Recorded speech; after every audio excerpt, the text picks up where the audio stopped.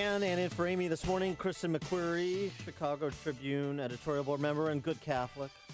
Yes, the best. The best Catholic. The best. Wow, we've identified the best Catholic. Okay. All right, good. It is Easter Sunday, and today, of course, Good Friday.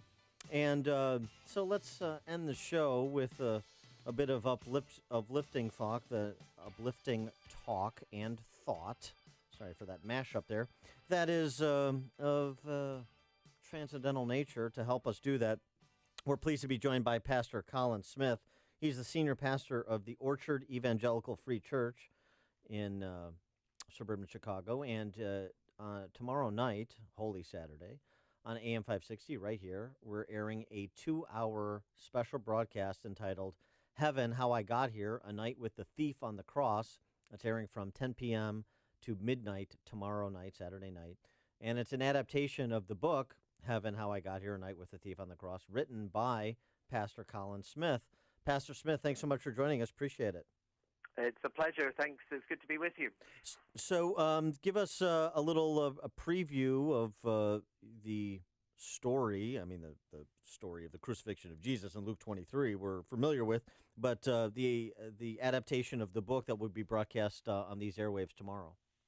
Yeah, well, the story of the thief on the cross, I think, Dan, is the most marvelous story for getting to the heart of how a person enters into heaven, how the gift of eternal life becomes ours through Jesus Christ. And as many of the folks listening to us will know well, it's the story of one of the two thieves that was crucified beside Jesus. At first, he had hatred towards Jesus. Both of the robbers were hurling abuse towards him. But at some point, this thief had a change of heart. Perhaps he became aware that eternity really is real, and raging against God wasn't going to get him anywhere when he was on the brink of eternity.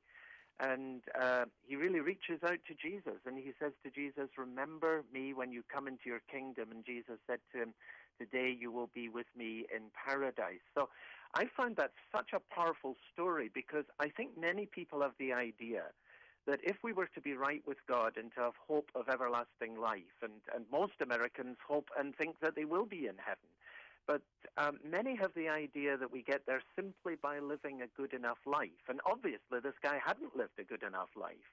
And so there was a work that Jesus himself did that opened heaven for this person. And it therefore is a story of marvelous hope. It's a story of hope for every person. And it also is a story that clarifies how we come to be right with God, and therefore to have the hope of heaven beyond this life. So I very simply thought, what if this thief could tell the story in his own words? And that's what I did in a very simple book that then became an audio book read by Stephen Baldwin, then became a one-man The good Baldwin brother.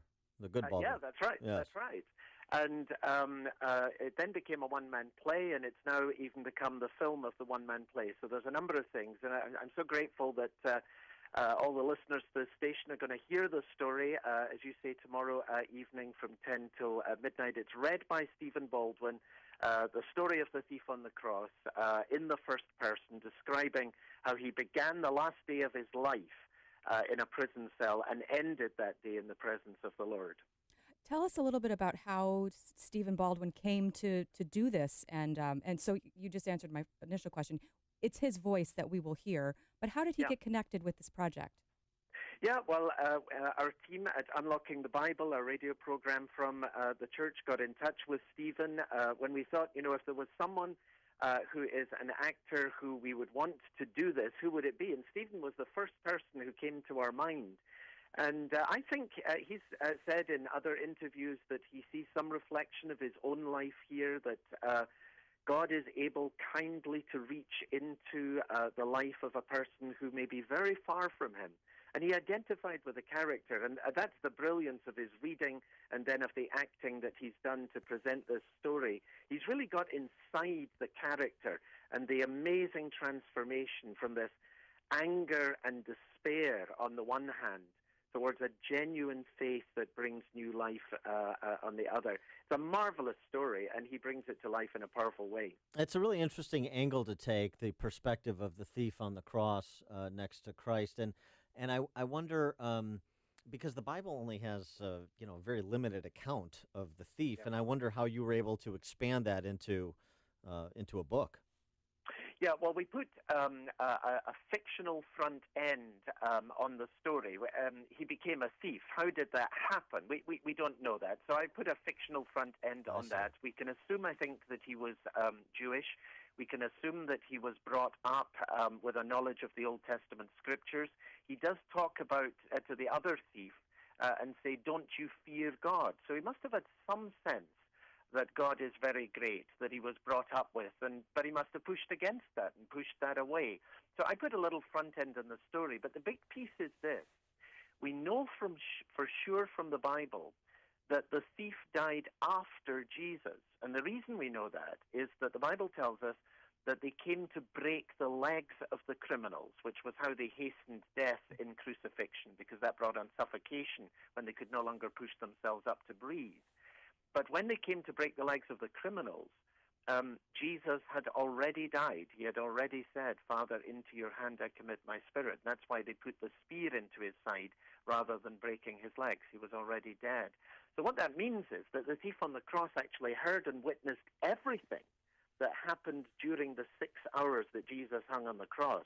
He didn't just hear Jesus say to him, "Today you'll be with me in paradise." He experienced that awful darkness that came at noon, and Jesus saying, my God, why have you forsaken me? And it is finished, and Father, into your hands I commit my spirit. So really, through the thief's eyes, it was a way of telling the whole story of what happened on Good Friday on these 6 excruciating hours when Jesus Christ was on the cross because he was bearing the sin of the world. He is Pastor Colin Smith, senior pastor at the Orchard Evangelical Free Church. And I'm looking forward to the program tomorrow night, AM 560, 10 p.m. to midnight, a special 2-hour broadcast airing Heaven, How I Got Here, A Night with a Thief on the Cross, which is an adaptation of Pastor Smith's book. And you can get the book and the DVD at unlockingthebible.org/heavenbook. Pastor Smith, thanks so much for joining us. Look forward to the program tomorrow night.